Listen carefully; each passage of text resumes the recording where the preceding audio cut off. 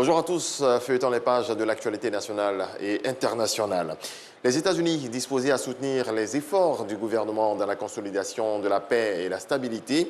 La secrétaire adjointe aux opérations de conflit et de stabilisation des États-Unis a eu une séance de travail avec une délégation ministérielle. On voit cela avec Mama Traoré. Anne Witkowski, secrétaire d'État adjointe des États-Unis d'Amérique aux opérations de conflit et de stabilisation, est en mission d'écoute. Écouter les autorités ivoiriennes sur les actions entreprises pour garantir la paix dans le pays. Cette concertation a également permis au ministre directeur de cabinet du président de la République, Fidel Sarr-Soro, et aux autres membres du gouvernement de formuler leurs attentes concernant le maintien de la stabilité. Nous sommes particulièrement heureux d'avoir eu l'opportunité d'échanger avec les représentants des différents ministères ici présents. Nous réitérons encore une fois notre désir de soutenir la Côte d'Ivoire et nous sommes conscients de cette relation sur le long terme qu'il y a eu avec l'État de Côte d'Ivoire. La secrétaire d'État adjointe des États-Unis d'Amérique aux opérations de conflit et de stabilisation est en Côte d'Ivoire dans le cadre d'une tournée au sein des pays du Golfe de Guinée. Tournée s'inscrivant dans la perspective de la mise en œuvre de la stratégie des États-Unis pour la prévention des conflits et la promotion de la stabilité avec des pays partenaires dans le monde entier. Stratégie lancée en avril dernier. On poursuit en bref et en image. Le Premier ministre Patrick Achi a procédé ce jeudi 20 octobre 2022 à l'inauguration du lycée professionnel sectoriel de Yopougon, d'une capacité d'accueil de 390 apprenants. Pour le chef du gouvernement, la construction de ce lycée professionnel illustre la volonté claire du gouvernement de faire de la formation professionnelle une réelle alternative à l'enseignement général.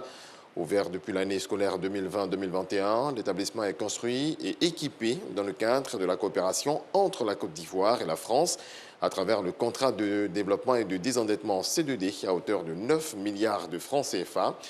Bâti sur une superficie de 4 hectares, je le disais, le lycée professionnel sectoriel vise à assurer la formation initiale d'ouvriers, de techniciens et de techniciens supérieurs, la formation continue de travailleurs, des formations par apprentissage et ou par alternance dans les domaines de l'agro-industrie et de la maintenance industrielle.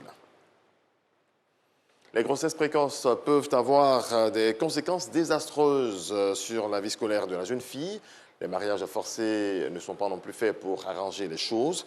À Mbengue, dans le nord du pays, le député maire de la localité a créé un cadre de rencontre avec les jeunes filles. On voit cela avec nous Sangaré et Parga Sorokone. Les grossesses précoces sont l'une des préoccupations majeures des populations de Mbengue, localité située dans la région du Poro. Il y a des parents arrivés à un certain âge, ils ne contrôlent plus les sorties. Quand l'enfant vient, il dit « Ah, moi, je dois aller étudier ». Ils ne demandent pas « Ah, tu dois étudier avec qui ?» L'enfant rentre à 22 ans, ils ne vont pas demander où il est quitté. Les élèves elles-mêmes aussi, elles exagèrent en voulant tout avoir comme le matériel. Elles veulent avoir plus que ce que les parents ont avec la facilité.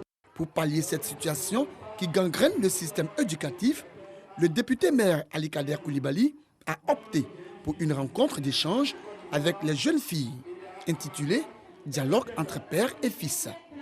La rencontre a permis à Ali Kader de proposer des pistes de solutions en vue d'assurer le suivi des jeunes filles en difficulté. En attendant de trouver des solutions définitives, nous avons proposé que par établissement, elles puissent créer le club des filles conscientes. Et que par établissement, elles puissent noter des engagements entre les trois parties. Chaque établissement doit dire au niveau des filles quels sont leurs engagements, quels sont les engagements des parents et quels sont les engagements qu'on souhaite que le député maire que je suis puisse prendre. Nous avons promis au moins envoyer dès la semaine prochaine 250 kits scolaires. Faire de telle sorte que l'argument qui consiste à dire que les parents n'ont pas donné les fournitures, c'est pour cela que moi je suis allé faire une grossesse, on puisse retirer ces arguments-là auprès de nos filles.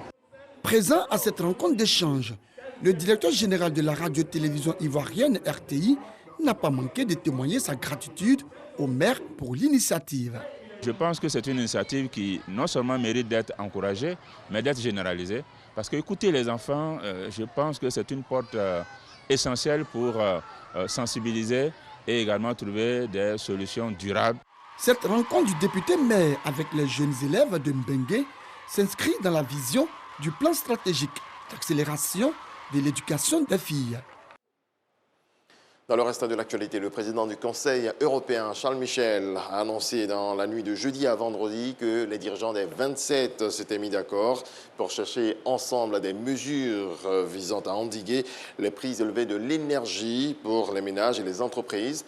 Mais la feuille de route reste à décliner et de nombreux points restent à trancher. Et puis un jury new-yorkais a déclaré ce jeudi Kevin Spacey non coupable d'attouchement sexuel il y a 36 ans sur la personne d'Anthony Rapp, un acteur dont les accusations au début du mouvement MeToo avaient contribué à la chute de la star de la série House of Cards. Voilà, c'est la fin de ce point de l'actualité. Merci à vous tous de votre attention. Très belle journée. Allez, merci infiniment.